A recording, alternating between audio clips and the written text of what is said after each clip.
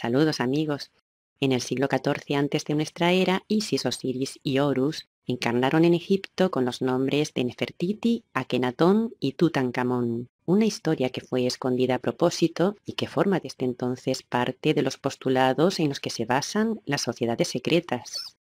Antes de morir el faraón Amenofis III, quien era su primogénito, el príncipe Tutmosis, ejercía como sumo sacerdote en Menfis, un puesto que de costumbre era asignado al sucesor real. Pero el joven murió antes de heredar el trono, lo que facilitó que su hermano, el príncipe Amenofis IV, se convirtiera en faraón.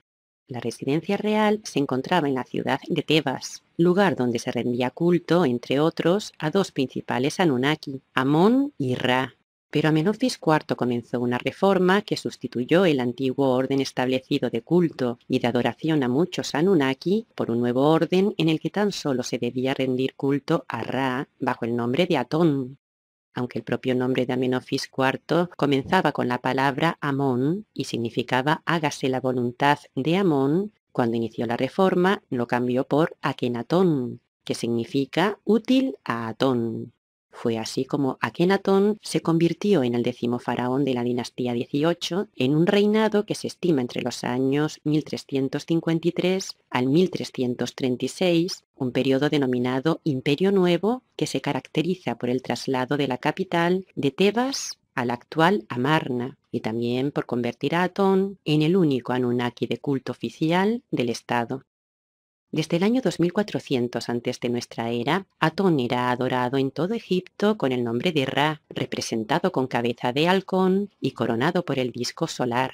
Conocido también como Osiris y Horus, Ra era el dios de los faraones, los cuales eran considerados tanto sus hijos genéticos como sus representantes en la tierra. Sin embargo, esto cambió cuando durante la dinastía 17 los príncipes tebanos impulsaron la expansión de sus fronteras, reunificando el reino del Alto y del Bajo Egipto en una sola corona, bajo la guía de Amón. A partir de entonces el culto a Amón pasó a ocupar un lugar preeminente en el panteón tebano y tras cada conquista el agradecimiento a este Anunnaki se traducía en nuevos templos y en nuevas prebendas económicas a sus sacerdotes, quienes recibían un trato preferencial acumulando inmensas cotas de poder. Pero durante el reinado de Akenatón, la tendencia se fue invirtiendo paulatinamente, siendo el culto a Amón prohibido y su clero desplazado para así aminorar el poder que sus sumos sacerdotes habían adquirido con el tiempo. De hecho, el nuevo culto dejó a los demás Anunnaki del panteón egipcio fuera de todo culto, y el mismo Akenatón comenzó a ejercer como sumo sacerdote intermediario entre sus súbditos y Atón. Desde entonces, Atón fue representado como un gran disco solar del que salen brazos en disposición radial, los cuales terminan en manos con el signo de Ankh, la llave egipcia de la vida. Él representa a una tríada conocida como Isis, Osiris y Horus. Pero el culto a los antiguos Anunnaki se hallaba tan arraigado que esta reforma trajo consigo graves consecuencias para los miembros de esta familia real. El abandono del clero de Amón significó el abandono de Menfis, la sede política del reino, y también el abandono de Tebas, la sede religiosa y lugar de origen de la dinastía reinante. Fue a mitad de camino entre Menfis y Tebas donde Akenatón ordenó construir una nueva capital para consagrarla a Atón, así como la construcción de grandes templos que fueron financiados con la confiscación a favor de la corona de las tierras y de las rentas de los antiguos templos. Fue así como Akenatón consiguió quitar privilegios a los sacerdotes de Amón al dejarlos sin las inmensas riquezas que éstos acumulaban. Y en el 10º año de su reinado ordenó borrar el nombre de Amón de todos los monumentos, hasta de los cartuchos de los faraones. Su revolución también conllevó la eliminación de las imágenes de los Anunnaki, tanto en esculturas como en relieves, muebles y otros enseres, convirtiéndose a partir de entonces la familia real en el motivo central de las representaciones artísticas. Así, en los altares de los templos donde antes se encontraban las estatuas de los otros Anunnaki, ahora se veía a la familia real, a veces en pareja y otras con todas sus hijas, pero siempre con el dios Atón, el disco solar, oficiando como protector y dador de vida. Solo a través de la familia real era como se llegaba a él. Fue así como esta familia, de rasgos peculiares, se hizo con el poder de Egipto. Los cráneos de toda la familia real eran diferentes a los demás y evidenciaban una alteración en el ADN que les aportaba mayores cualidades mentales. Las esculturas describen a Akenatón con cuerpo alargado, hombros y torso estrecho, caderas protuberantes, labios gruesos y mentón alargado. Por su parte, a la gran esposa real Nefertiti, esta manipulación genética le aportó belleza física, por eso su nombre significa la bella ha llegado. Nefertiti era la hija del sacerdote Ai, un peligroso brujo que nunca dejó de servir a Amón y que terminó boicoteando la reforma de Akenatón.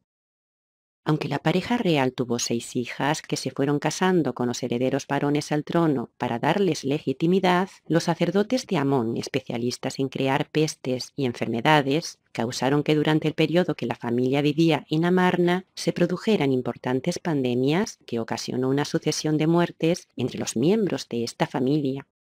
Conocidas como las plagas de Egipto, fueron víctimas de estas enfermedades la madre y 4 hijas de Akenatón, las cuales murieron en un intervalo de 5 años. Fue entonces cuando Akenatón, al que la Biblia llama Moisés, tomó a su pueblo y lo guió hacia la tierra prometida, Canaán, regresando de nuevo a Egipto.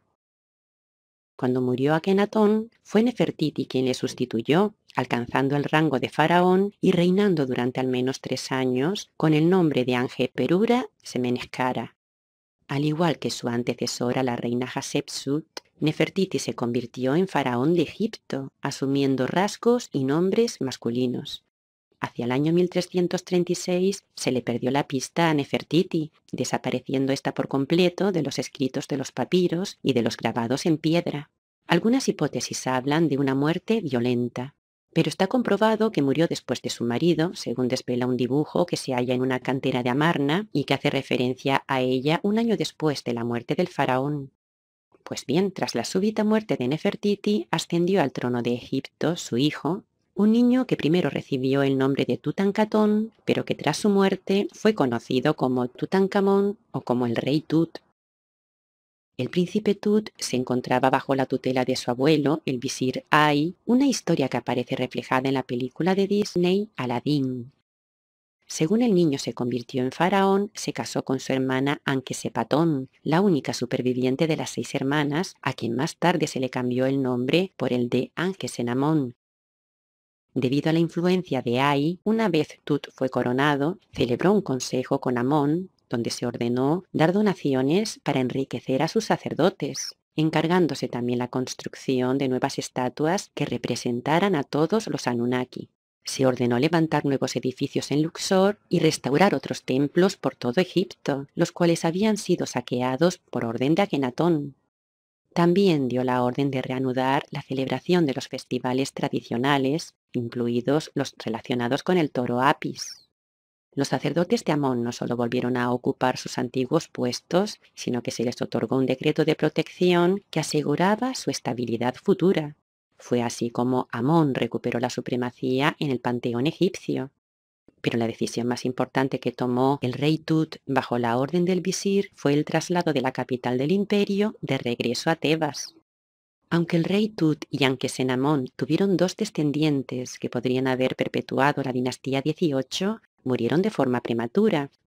El único descendiente real que quedaba de la dinastía 18 que podía hacer sombra al visir Ai era el rey Tut, por lo que influyó en él hasta su prematura muerte. Ai, el sacerdote de Amón, lo controlaba todo desde hacía mucho tiempo. Debido a su avanzada edad, había sido testigo presencial del ascenso al trono de Amenofis III, del nacimiento de su hijo Akenatón, o de la gran transformación que conllevó el traslado de la capital del imperio y el culto de Atón. El brujo Ai también fue testigo de la muerte de Akenatón, Nefertiti y Tutankamón, boicoteando desde dentro los planes de la familia real. Para legitimarse en el trono real de Egipto, tomó como esposa a Ankhesenamón, o sea, a su propia nieta. También casó a su otra hija con el general Oremez, convirtiéndose ambos en los futuros faraones. Tanto ellos como los posteriores faraones de Egipto se encargaron de borrar a esta dinastía de los registros, haciendo pasar la línea real desde Amenofis III directamente al usurpador Oremez. Toda la familia real fue borrada de la historia, como si nunca hubiera existido. Y esto hasta que en el año 1922 fue descubierta la tumba del rey Tut. Se trata de una tumba que se hallaba destinada al visir Ay, la cual con el tiempo quedó enterrada bajo los escombros, y encima de ella se construyeron casas que la mantuvieron en el olvido hasta su descubrimiento.